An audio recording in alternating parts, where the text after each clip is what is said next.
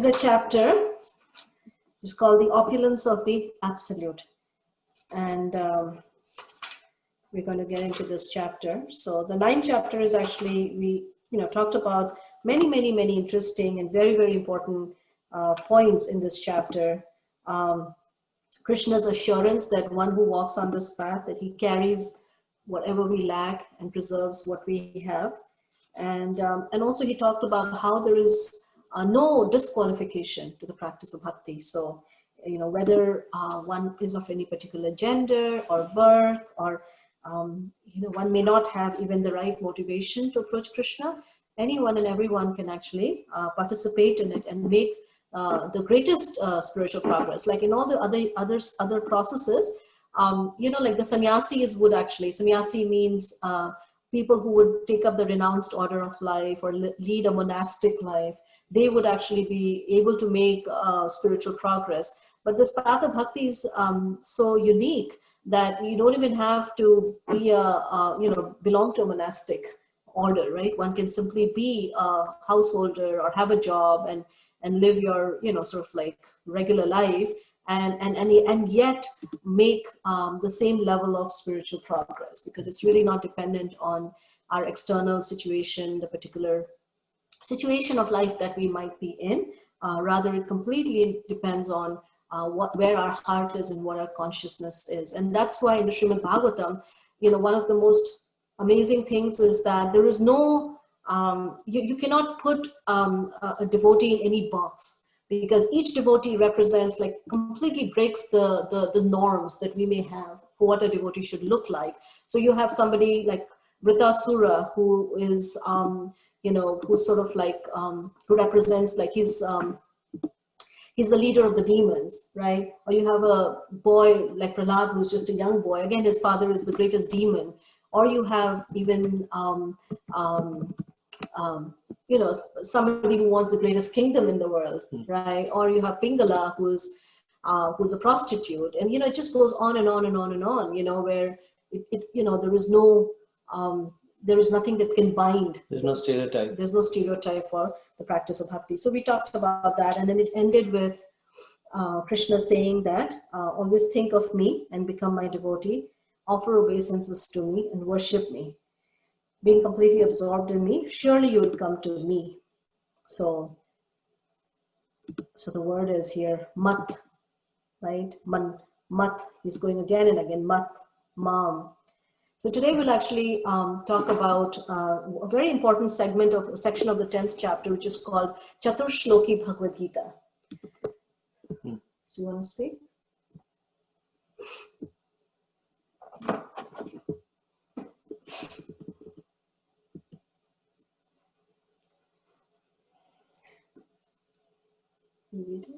No.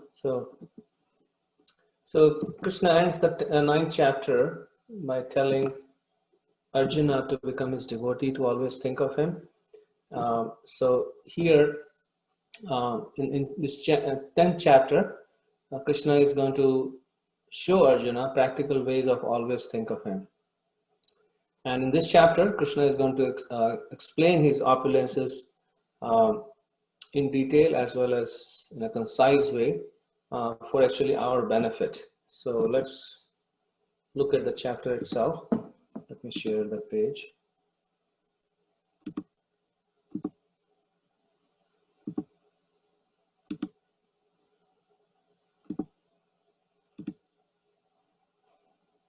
The Supreme Personality of Godhead said, "Listen again, Almighty." Not sharing, Prabhu.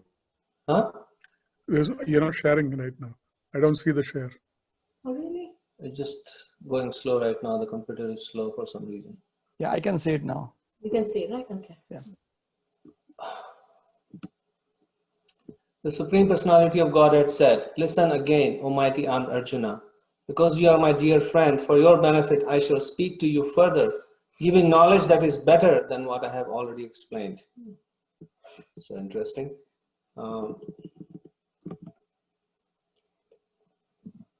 Neither the host of demigods nor the great sages know my origin or opulences, for in every respect I am the source of the demigods and sages. So he's actually saying that this knowledge about me, somebody might say, well, I can get it from here and I can get it from there. But Krishna is saying that this knowledge about me, you cannot get it from anywhere because I am the source of everything. And generally something which is created cannot know in complete about its origin, right? Unless the origin itself discloses that. So that's what Krishna is revealing, that because I am the source of everything, the best place to get this knowledge about me is from me. He who knows me as the unborn, as the beginningless, as the supreme Lord of all the worlds, he only undiluted among men is freed from all sins.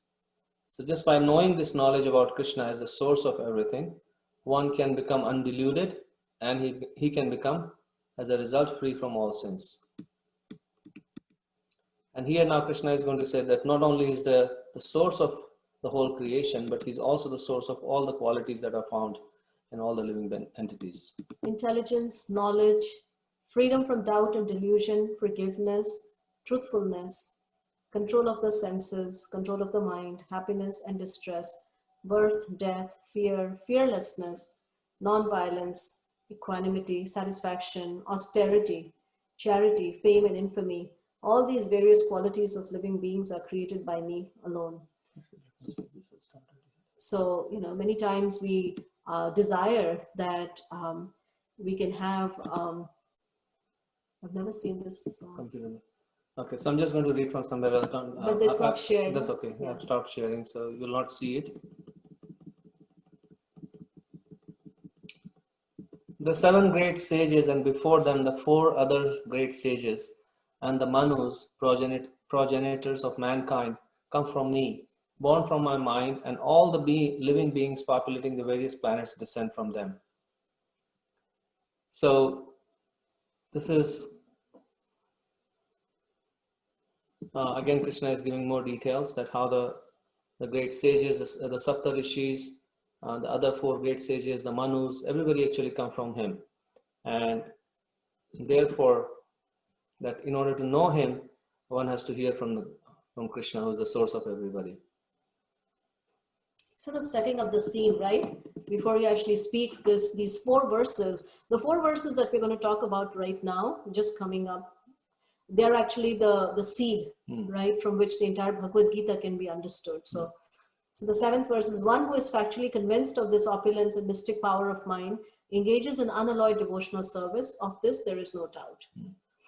So let's get into yeah, Krishna has kind of set up the stage that nobody can actually know him, and therefore nobody can describe him. So therefore, he's going to talk about himself. So these next, should we just talk about what the Chatushloki verses are? What is the significance of these 4 verses? So the 4 verses that Krishna is going to speak now, yeah, go ahead, keep talking. 8, 9, 10, and 11. They are called Chatushloki, which means the whole Bhagavad Gita, the whole philosophy of Bhagavad Gita is expressed in these 4 verses.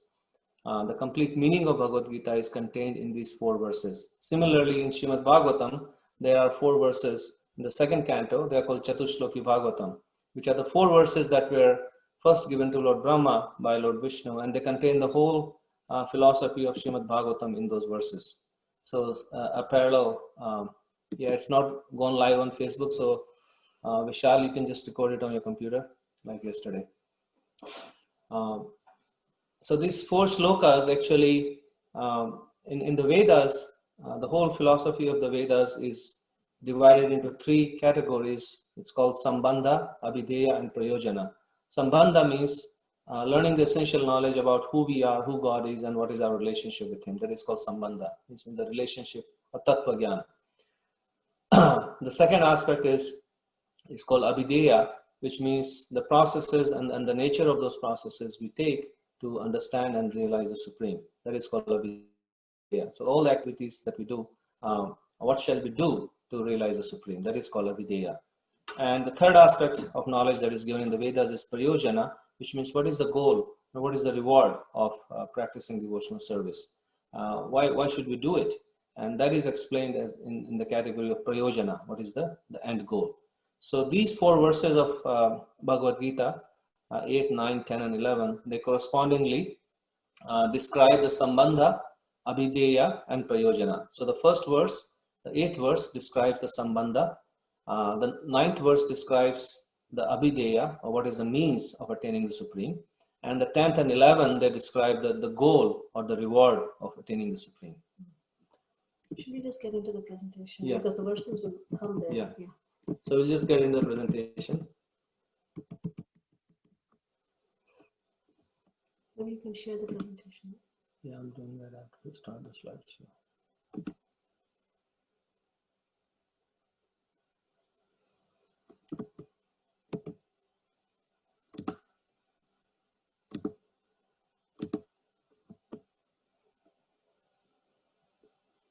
Okay.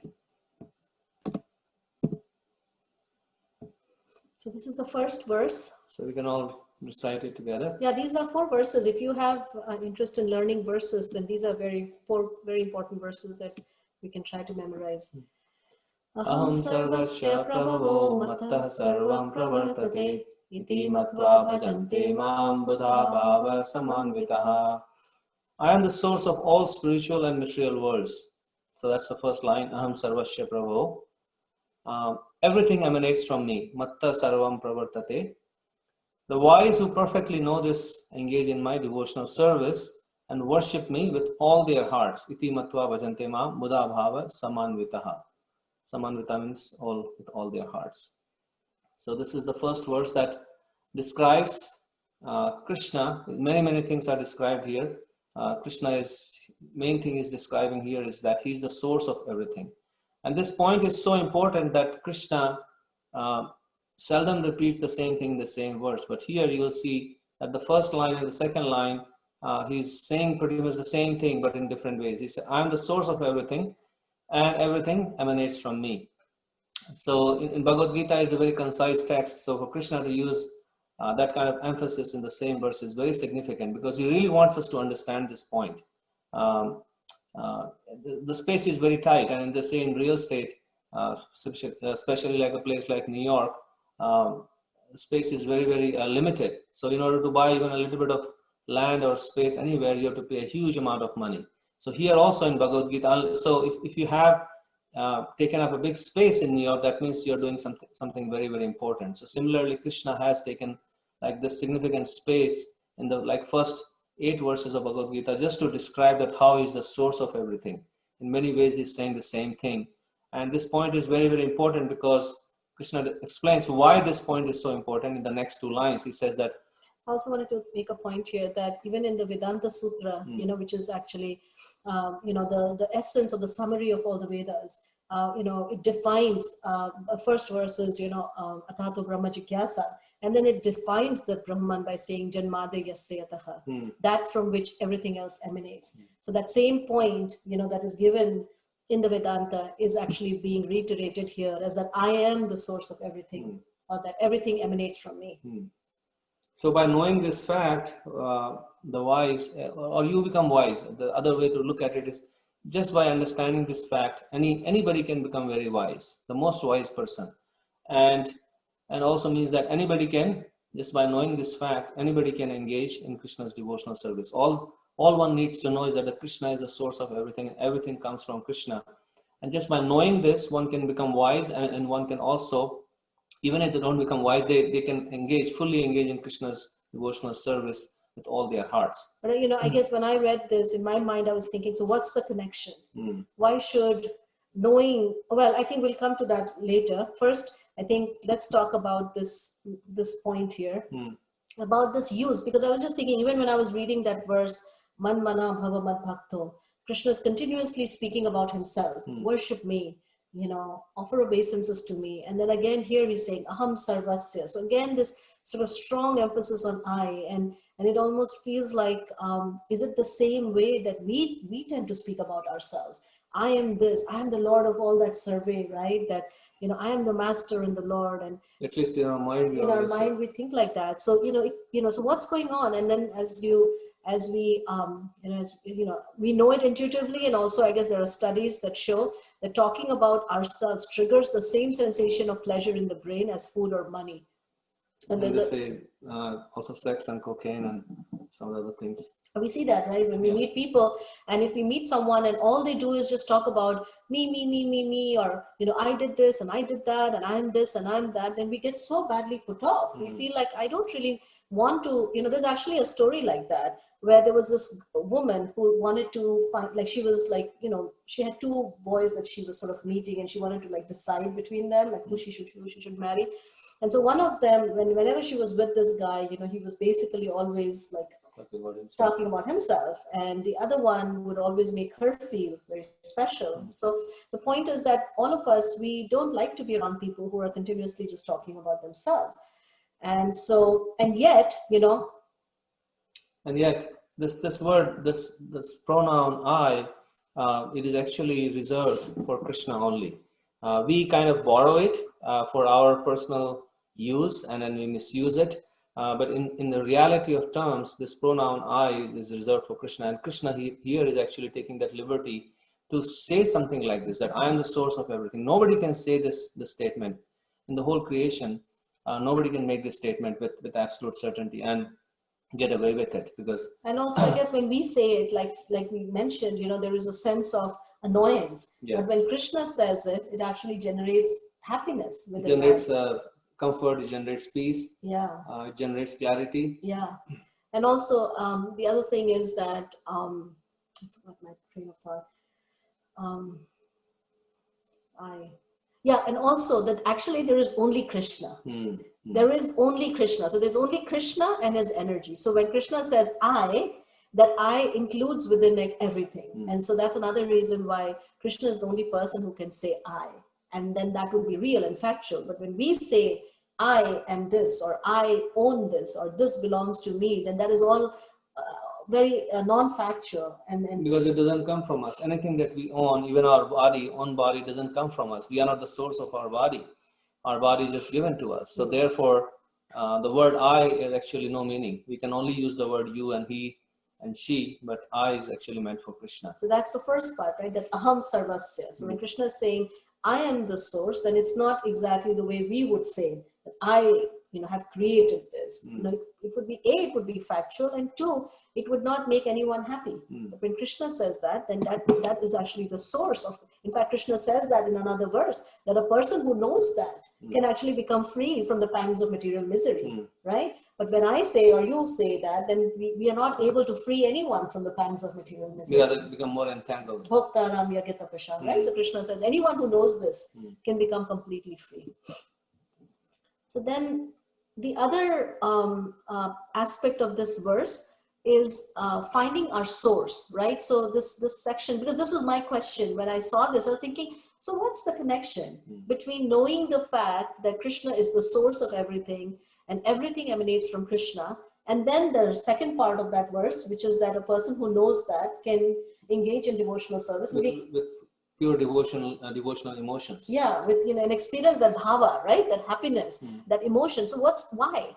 And so we were just thinking about how even in the material world, we have such a desire to find our roots, and people who actually find their roots, they just feel so happy to know where we have come from.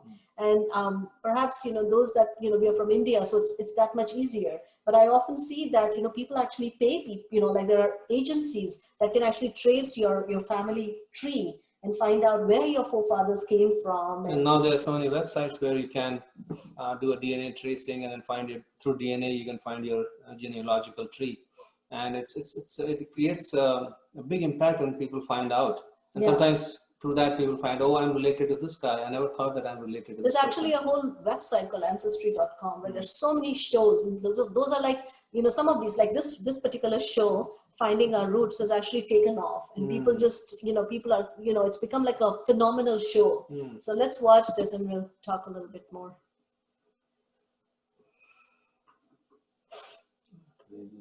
Today is a very slow day. I don't think we'll be able to complete this section today.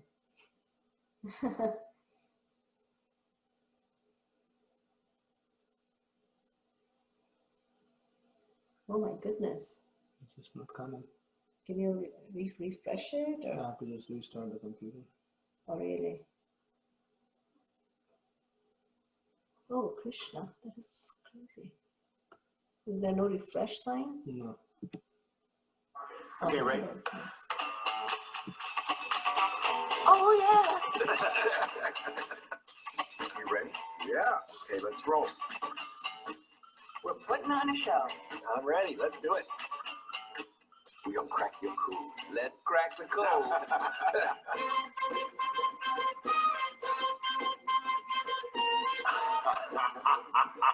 You're kidding. You're kidding. Holy smokes. Woo-hoo. Wow. You gotcha. You didn't know. Oh my golly. Oh la la. This is amazing. I'm dying. This is fantastic. You're looking at the picture of the white man who owned your family. That's intense, man. You descend from free people color. I feel this physically here. I feel it here. Birthplace of father, Africa. Birthplace of mother, Africa. Wow. It's just a random piece of luck that I'm here at all, I guess. It turns your family narrative upside down. Upside down. Yeah, That's actually very moving. it is. It's moving. It's very moving. This moment changed everything in the history of your family. I have chills. Can I cry? It's so weird to know. This is your family tree. What? Unfurl that, take a look. Oh, look at this. Everybody. Whoa. This is a record of all the Oh my ancestors. God. It makes me feel very little down here. These are names I've never seen. This is amazing. That's some pretty powerful stock. It's quite a soup. When you hear like your friends talk about their German ancestors and their Irish ancestors and Italian ancestors, I can join in that conversation. Yes. It's cool to know that I have, there's a warrior's blood. This is from your ancestral home. That is from Unterstinken. I think the best part of that is that they're leaving behind a place called Unterstinkenburg. Yeah. This is so wonderfully scandalous. I'm proud of my ancestors. This is a great document. My family got walls like this. You know what I mean? This is when I'm like proud of being from where I'm from. I've always thought the best of us is this combination. Mhm. It's taking from everything to make something stronger. You need to know your history. You need to know your roots. This is the best time I've ever had in my whole life. It's beautiful. So, this is just one life, right? And just trying to find, the family tree or where we come from, what our ancestry is, So what is our source. we create so many trees in every life, but then Yeah. all those trees are united, and ultimately, if we keep going back, they're all united, and finally they end up in Krishna. Yeah. So where is that original source? And this is, there are movies that are made about, I think there was some movie that recently came, I think, about this person in Australia goes back to India because he wants to find out, where he came from, who his grandparents were, and so on and so forth. So, it's something that's so innate within us, this desire to find where we have come from. And so when I saw this, I was thinking, yeah, that makes sense, that this is why we feel so happy to know that, oh, Krishna is that source and we've all come from him, right? And what does that mean for us? It means that we're also all connected. What do they say that if we trace, there are every 8th person, like we are connected through every eight people in this whole world, so it just makes us one big family. So here, this is very interesting because Krishna is saying, I'm the cause of everything. And sometimes it's hard to understand Krishna, how he's the cause of everything. So this can be understood by this example. Because source also means cause, right? Source also means cause. So this can be understood, this example of making a pot on a potter's wheel. So maybe let's see that and then we'll discuss it. It's nothing much there, it's just a potter's. This one for the kids.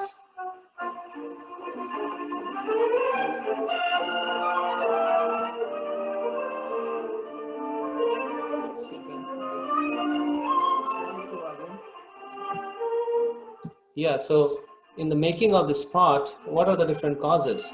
And if I ask you that, you'll say, well, the clay or the mud is the cause. And then you'll say, well, the potter's wheel is the cause. If there was no potter's wheel, then there would not be any pot here.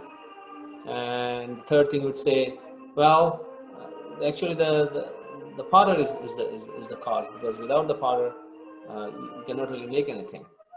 And somebody may say, well, the time is the cause, because if everything was frozen in time, then even with all the ingredients, nothing could be made. So we've identified 4 causes for this whole phenomena of making this pot.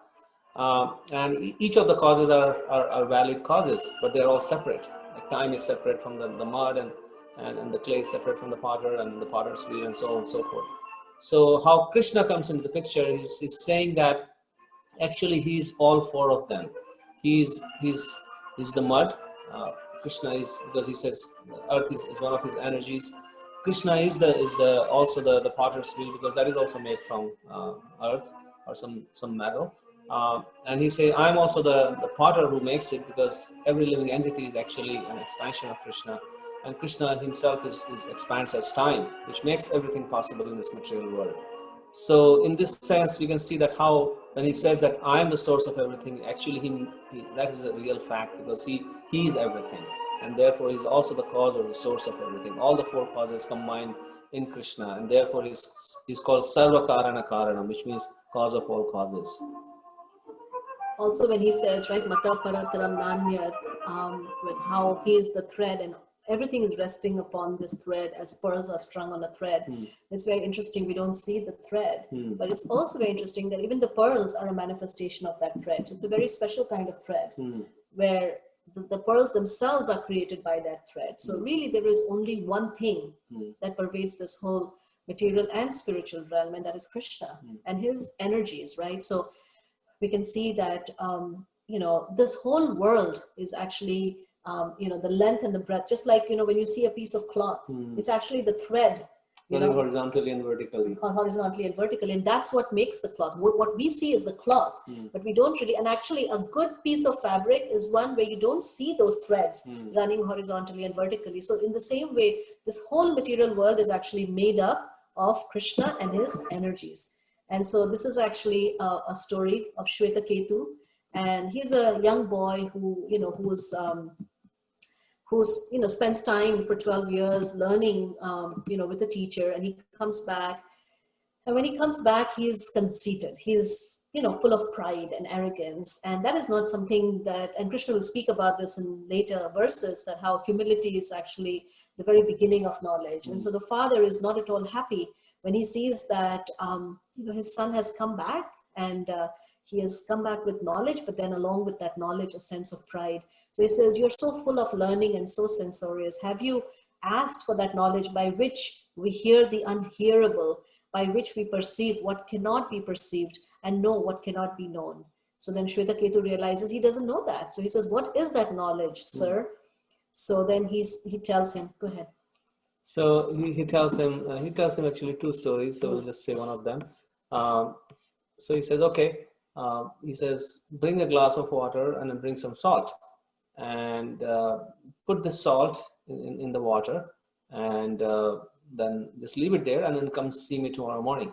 So the son goes away, and then next morning when he comes back, then he says, bring me the salt that you put in the water.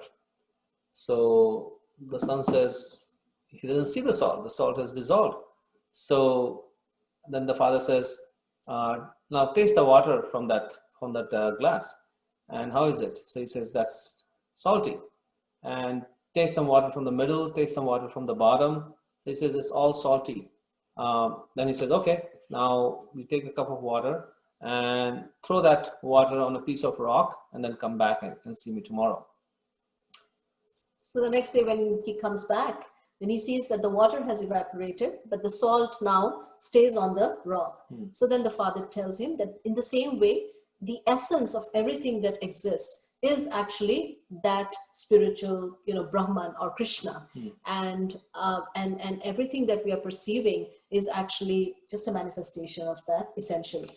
So this is like, through this example, he answers his original question that, have you asked for that knowledge by which we hear the unhearable, by which we perceive what cannot be perceived and know what cannot be known? Because until we know that, there's no value to our knowledge. That's ultimately, that's what. And that's what Krishna is giving here. Yeah. His, you know, so how do you know the unknowable? So the way you know the unknowable is when the unknowable actually speaks directly and tells us that, hey, this is how I am, and this is who I am, and this is how you can see me. So now for the rest of this chapter, after we are done with the Chaturshloki, Krishna will spend so much time speaking about, as he has already done in the past, but he'll spend more time talking about how we can see him in this entire material world. I just wanted to see that there's some comments here. There's no comments, it's just flashes. Oh. Okay. So here is, so I guess then the next part of those verses, they talk about iti matva bhajante ma buddha bhava samanvita. So it talks about this feeling of bhava that one can develop simply by knowing this fact, right? So to know Krishna is to love him. So it's you know, the more we know about him, the more our hearts actually become overcome with love. It's just the most natural thing, you know. This, you know, there are some love that are just implicit and most natural, and our love for Krishna is like that. So, you know, just like Rukmini, she's one of Krishna's queens, and she was this young girl living in with her father in Vidarbha, the state of Vidarbha, and she would hear about Krishna, and she would hear about Krishna's Promise. you know, beautiful features and his qualities, and just by hearing about him, she developed affection and attraction for him, to the point where she decided that she didn't want to marry anyone else, but that she would only marry Krishna. But her brother was inimical towards Krishna, so she actually writes a love letter to Krishna, asking him to please come and kidnap her. And so this is a very beautiful rendition of those verses from Shrimad Bhagavatam, which is sung. So we just wanted to share this with you. Oops. Should you say?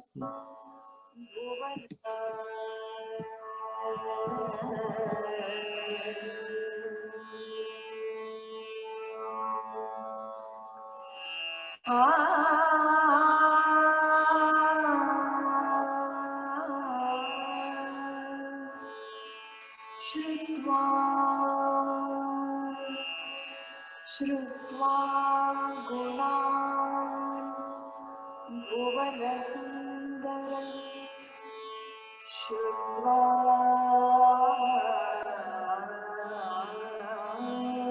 gunan bhuvana sundara Shrunvatam nirvishya karna vivaraihi arato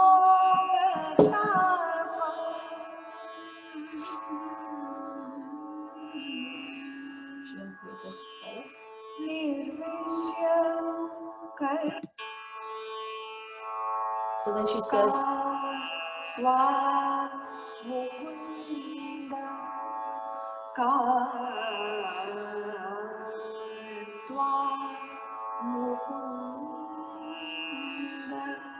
mahati kulashila rupam vidyavayo dravina dhamabhirayatulyam. she's saying that no one can compare with you, right? And then she says, which girl wouldn't want to marry a man like you?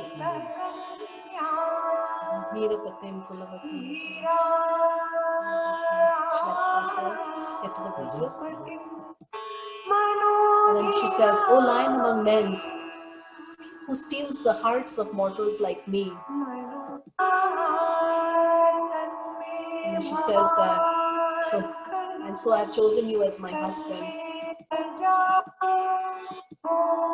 Know that I have given myself to you, O Vibhu. So it's a beautiful, beautiful rendition.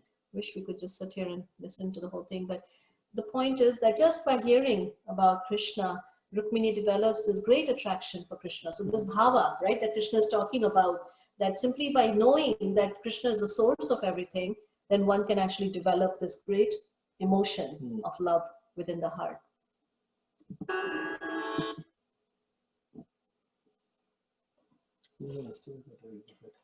So here is another story, very similar to the story of Rukmini. This is another story of Andal, it's in South India. And she also, right from the very beginning of her childhood, she was very, just by hearing about Krishna, she set her mind on Krishna and decided that she was only going to marry him. And it's a long story. She's written very, very beautiful poems. In fact, I was looking at some of the poetry that she has written. They're just exquisite, exquisitely beautiful poetry. Yeah, filled with conjugal mellows. And she told her father that she was not going to marry anyone. And anyway, she's also, her one special service that she had for Krishna, for the deity, is that she would make these garland for Krishna.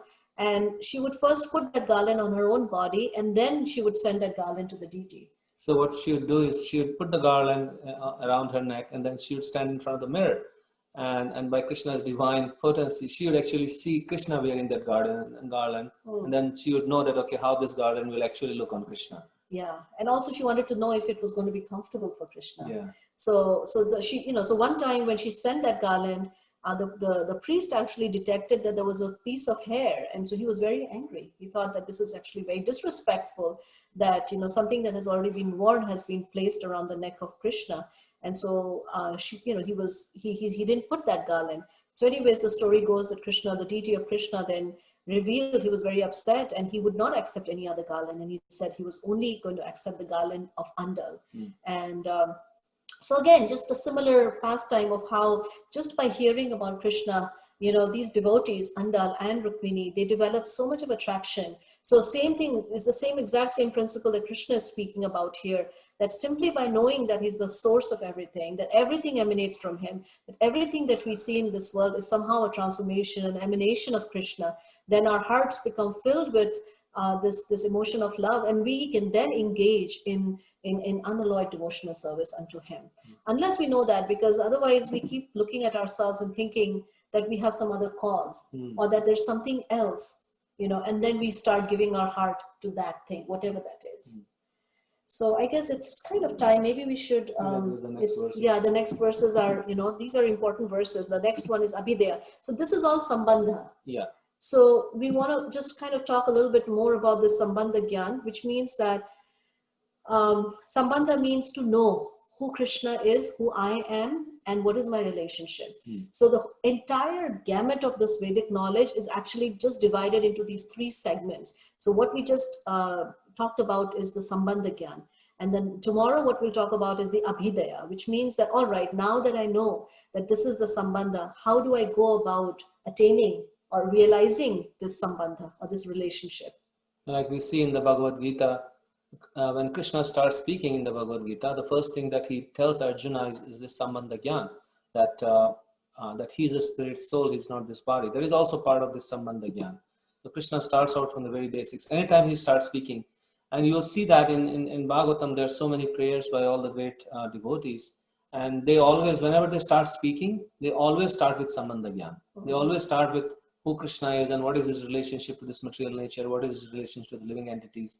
So to always being aware of who we are and where we come from really puts us in a very strong position of really dealing with this material world. And we never come under illusion, because without knowing this Sambandha Gyan, we can very quickly come under this illusion that I am the enjoyer or somebody else will provide for my enjoyment. And that whole paradigm is actually walking on quicksand. So we'll pause here and we'll see if you guys, everyone is behind the behind this dark curtain of Yogamaya. Yogamaya. So hey, there, now we can see you guys. It's hard to talk to, the impersonal. The screen behind the screen. The screen behind the screen. So yeah, any thoughts, reflections, questions, comments, Anshul, Anchita, if you guys have any thoughts, or anyone.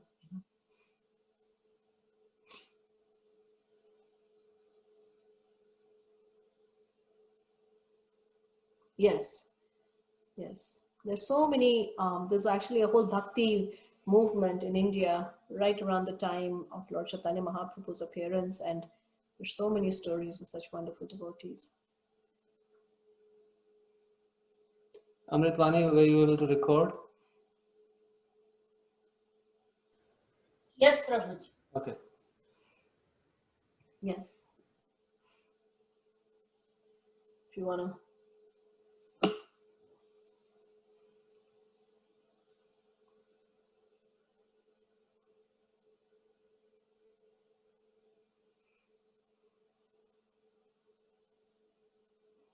So no questions, no comments today.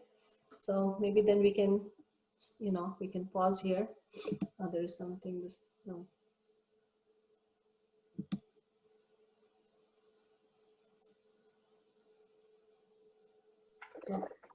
Hare Krishna. Yes, Bhaktilata. Yeah, the worker was saying that we have our cousin, my husband's cousin in California, and he gave his DNA test, and then he found out that 75% of his gene has Middle Eastern origin. 70%. Yeah. How is that possible though? That's what the worker was saying. Oh, we are all having that 78% is like, that Really? That is so interesting. This is your family, right? Yeah, my husband's family. Your Yeah. husband's family, really. And to think they live in Sri Rangam. Yeah. It's so interesting. Yeah, it's quite.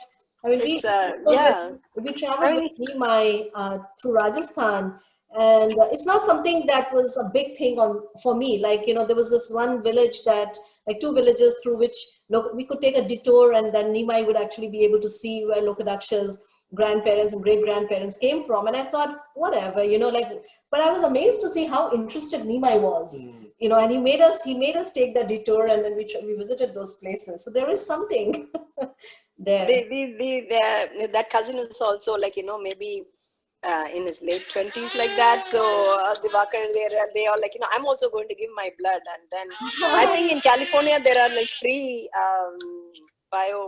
tech companies who does DNA testing for whatever, And you must be very familiar with Andal, right?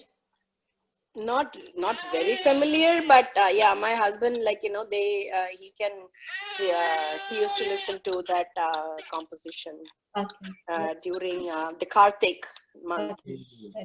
That's when she did that austerity of, she stands in the banks, right? Like of Kaveri, waiting for him, something like that. I don't know. I don't know. Every day she was writing that one verse. Oh, really? And that's how there is 30 of, I think my husband can sing a couple of them. We'd love to hear from him. Let him know, Sure, yeah. Yeah, Tirupavai, yes, that's right. Thank you. Thank you. Okay, anybody else?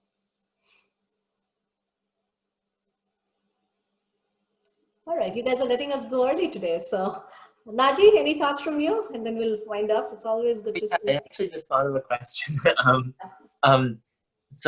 You mentioned that, you guys were talking about people's tendency to talk about themselves, and I realized that I talk about myself a lot, especially I was in some therapy last year, and I think as a result of the therapy, I would talk about myself more because I would I would. But I was wondering, so I was trying to think of things to talk about other than myself. No, it's okay. You're allowed to talk about yourself. We like hearing it. Okay. I was trying to think of other things to talk about. And I was thinking, do people just spend? I know there's the line at the beginning of the Shrimad, near the beginning of the Shrimad Bhagavatam, where all the women of some city were just on their roofs gossiping about Krishna. And so, is that something that devotees do? Do they just talk about Krishna? That is a perfection. If you can gossip about Krishna, then you're the most fortunate, because that's what goes on in Vrindavan. The devotees are constantly, there's always, in the material world, we are talking about conspiracy theories. In the spiritual world, they're talking about, oh, did you know Krishna's been doing this? Or, he's gone and he's stolen here. And so that's the sound vibration there. So if one can get to the point where one is no longer interested in the gossip of this world, but rather interested in what Krishna is up to and what the gopis are up to, then that is very okay. Well, I'll try that out at some point. And it's an elevated platform. And what we're trying to do right now is actually on those and Krishna will actually speak tomorrow when we talk about the following verses, then there's a verse where Krishna says, Mat Chitta Mat Gata Prana, where he says that my devotees actually love to come together and just gossip about me. And that gives them a lot of happiness. So, yes. Yeah. Oh, cool. Okay. Yeah. Yeah. Well, yeah. Yeah. No. Yeah. Cool. Thank you. Anshul, Anchita, any thoughts from you guys? Hare Krishna, Mataji, Prabhuji. Yes. Hare Krishna. So, whatever we heard today, I mean, how shall we take it? Shall we take it as like okay, this is a fact, or this is a concept? So when we say that I'm the source of everything, okay, so that's a fact, and then you explain how important it is to know the roots. So how it helps us, how it helps us. Very nice.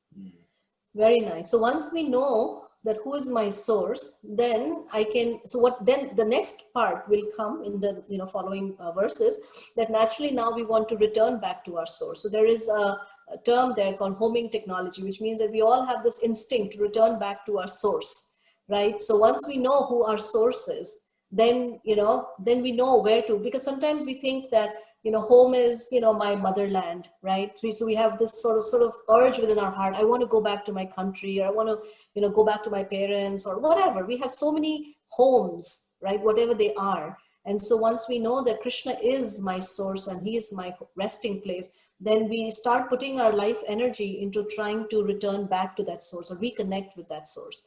So that's how it will happen. Because our source gives us strength, or it gives us a sense of purpose. It gives us a sense of who we are, right? Everybody, whatever country we come from, right? We have so much pride in our country. Our country is the best in this and this and this. And by making that connection, we also feel very good, right? That, okay, I'm also coming from that place. So something about that place also is in me. So I am also good, right? That sense of who we are is derived from where we come from. So by understanding about Krishna in different ways, we can actually feel safe. We can develop that sense of protection. We can develop that sense of whatever the wonderful qualities that he has. That I'm coming from that source. So I also have a tiny bit of those qualities, right? Because I'm coming from there. So like that, in many ways, we develop that emotion where to repose our when we are kind of like whenever a person gets worried, right, or they are in trouble, like we think, okay, if everything breaks down here, we'll go back to India, right? That's our natural instinct, right? So similarly with Krishna, when we know that, okay, Krishna is our source, everything breaks down in this material world, we'll go back to him because that's where we come from. Also, like I was also thinking about the importance, the value of source is that, why does a small, tiny rivulet, like a little, in the mountains, there's this one tiny thing that comes out of some source, right? Sometimes people make a trip to go find the source of the Ganga. Now, the Ganga is such a wide river, but then it has that source in the mountain somewhere where there's just a trickle. But then as long as the river is connected to that trickle, it keeps expanding. It can grow and it can keep moving forward because it knows that it's getting its water from that source. So our strength to be able to continue on, as long as we know we are connected to that, then it gives us that impetus, right? And then we, so there's so many ways that one can actually look at this and think, how does knowing this change my life? And it gives us a sense of identity, right? Like when people try to maintain the name of their family, like in the name of the family, people will die. In the name of this, we have to somehow carry on the name of our family. Yeah, that's in India, right? Yeah, in India. People will do anything because it gives us a sense of identity. And that is very important to us. When our identity is taken away, like identity theft, people do so much to restore the identity because we want to keep our identity. And this knowing the source gives us the real sense of who we are. Otherwise, we are always like taking on these false identities that are not satisfying to us. Thank you. All right, so thank you all very much. So nice. Juma, we received your message, we'll respond. It's so nice that you're here. Amrita, it's a real honor. Sindhu and Raghu, Ashley, haven't heard from you. Rajesh, will be calling you maybe tomorrow morning. So sorry for the delay. Chaitanya, it's always a pleasure. So we'll see you tomorrow. Yeah, thank you. Thank Hare you. Krishna. Stefano, thank you so much. I think the Hindi group is still there, so let me do this. We can wait for them. They should be here. I will leave the meeting and then hopefully. No, let's just. What if we connect? She's telling the story. You can. I'll make you the host, Mother Murali. You can make me host. I will be here. Yeah. Okay. Oh, Ashley, you know about Andal? Oh, okay. This is very interesting. You guys brought up Andal and how devoted she was. We were looking at her very recently, how during the time she was the only female devotee of Krishna in the group, and how that is a very interesting comparison between Mary Magdalene and her closeness to Jesus as well, which many people don't understand. Andal was so close to Krishna, even being said to be another incarnation of Radha, ultimately Lakshmi. It's very interesting how we have so many examples of devotees and disciples of Krishna who have come up with their own ways of devoting themselves to Krishna. It is said that Mary Magdalene washed Jesus' feet with her tears, and how that boatman washed. That's nice. Very nice. Thank you for sharing these parallels between Bible and yeah, it's very nice. Thank you so much. Very nice. All right. Hare Krishna. Hare Krishna.